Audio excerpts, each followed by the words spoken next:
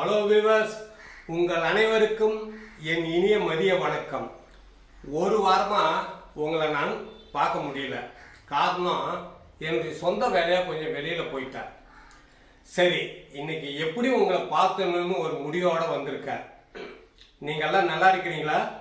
நீங்கள் எல்லாம் நல்லா இருப்பீங்கன்னு நான் நினைக்கிறேன். அதே போல் நானும் நல்லா இருக்கிறேன். இன்னைக்கு என்னன்னா, ரொம்ப நாள் ஆனதோட்டு ஒரு ஸ்வீட்ல இருந்து ஆரம்பிக்கலாம்னு நினைக்கிறேன். ஒரு சூப்பரான ஒரு ஸ்வீட்டோட வந்திருக்கிறேன். வாங்க வீடியோக்குள்ள போகலாம். இந்த கம்பை வச்சு தாங்க அந்த ஸ்வீட் செய்ய போறேன். இதை நான் 1 மணி நேரத்துக்கு முன்னாடியே ஊற வச்சிட்டேன்.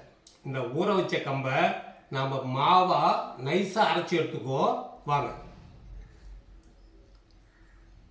குழந்தைங்களுக்கு கம்பா கொடுத்தா சாப்பிட மாட்டாங்க. அவங்களுக்கு கொஞ்சம் அதில் இனிப்பு கலந்து செஞ்சு கொடுத்தா விருப்பமாக சாப்பிடுவாங்க. சரி, இதை நம்ம அரைச்சி எடுத்துக்குவோம். வாங்க.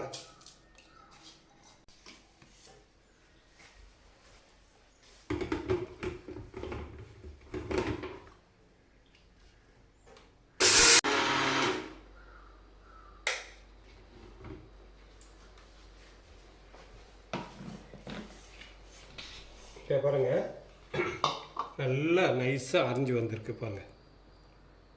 இது போல் நீங்களும் நைஸாக அரைச்சி எடுத்துன்னு வந்து இது போல் பாத்திரத்தில் மாற்றிங்க. ஓகே ஃப்ரெண்ட்ஸ், மாவு ரெடி. இது கூட இனிப்புக்கு தகுந்த மாதிரி வெல்லத்தை நம்ம சேர்த்துக்குவோம்.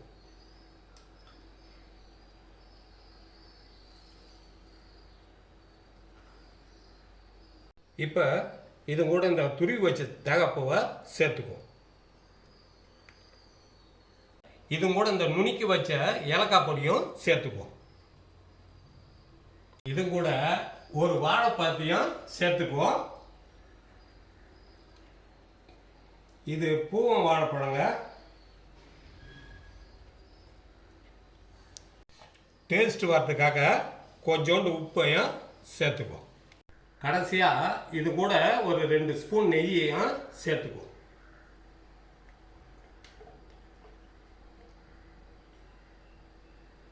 அவ்வளோதாங்க. இது எல்லாத்தையும் சேர்த்து ஒரு பிசைஞ்சு எடுத்துக்குவோம்.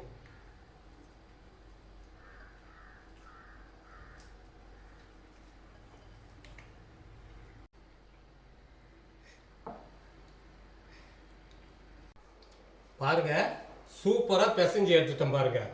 நீங்களும் இதே போல் பிசைஞ்சு எடுத்துங்க. இதில் வேலைன்னு பார்த்தா கம்பு அரைக்கிற வேலை தான் வேலை. மீதி எல்லாமே ஈஸி தான். அதுவே நீங்கள் ஆல்ரெடியாக கம்பு மாவு அரைச்சி வச்சிங்கன்னு வச்சுங்க, சும்மா இந்த டிஷ்ஷை 2 நிமிஷத்தில் செஞ்சிடலாம். ஓகே ஃப்ரெண்ட்ஸ், எல்லாமே ரெடி ஆகி போச்சு.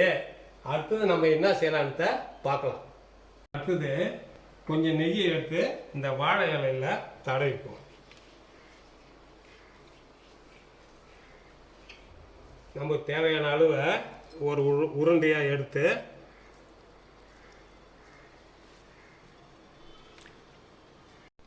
அழகாக மெதுவாக இது போல் தட்டி எடுப்போம்.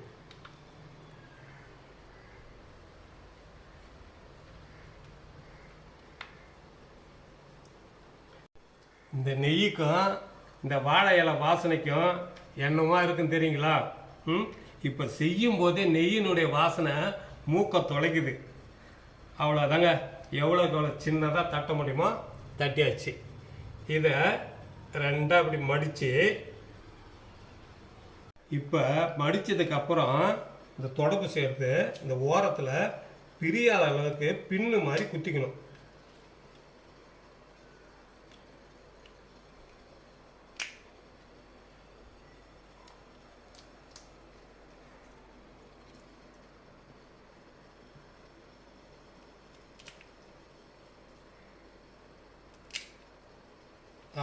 அவ்வளோதாங்க. இதே போல் எல்லாத்தையும் நம்ம ரெடி பண்ணி வச்சுக்குவோம்.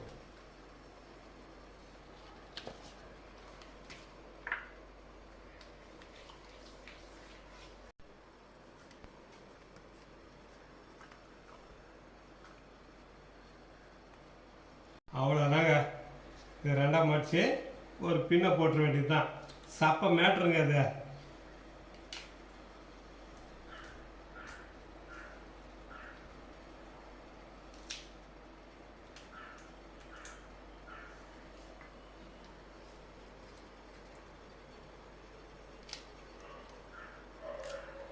அவ்வளோதான். சூப்பராக நம்ம ரெடி பண்ணிட்டோங்க. இதை அவிச்சு எடுத்துருவோம்.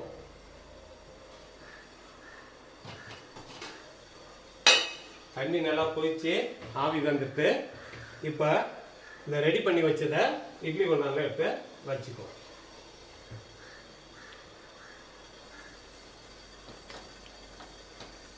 அவ்வளோதான். இதை மூடி விட்டுருவோம்.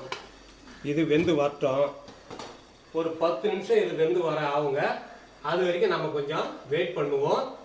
இந்த கம்பை பற்றி சிலதை உங்ககிட்ட சொல்லலான்னு இருக்கிறேன். கம்பு தானே நீங்கள் அலட்சியமாக நினைக்காதீங்க. இதில் நிறைய புரோட்டீன் இருக்குது, நிறைய ஃபைபர் இருக்குது.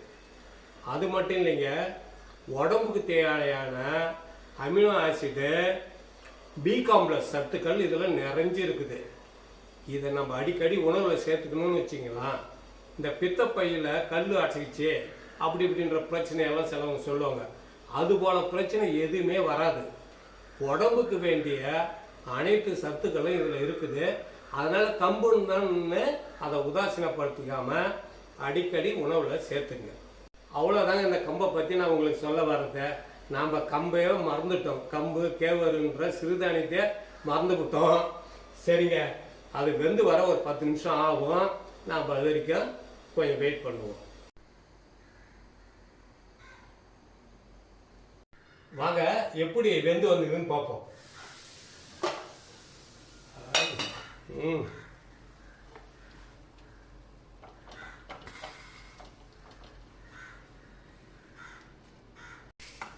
அழகாக ஒவ்வொன்றா எடுத்து வைப்போம்.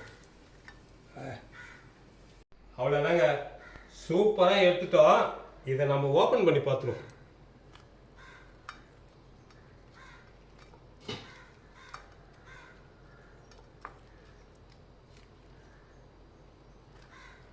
ஓய்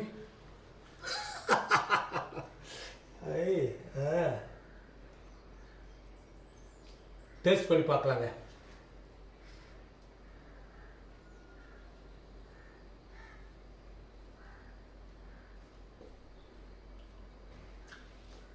ஐயோ, எவ்வளோ அருமையாக இருக்குது தெரியுங்களா? சூப்பராக இருக்குதுங்க.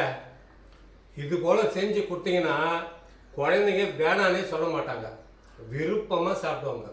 கம்பு இனிப்பு அடை ரெடி. இதே போல் நீங்களும் இந்த சிறுதானியத்தில் செஞ்சு சாப்பிட்டு ஆரோக்கியமாக நீண்ட நாள் வாழுங்க. நன்றி, வணக்கம்.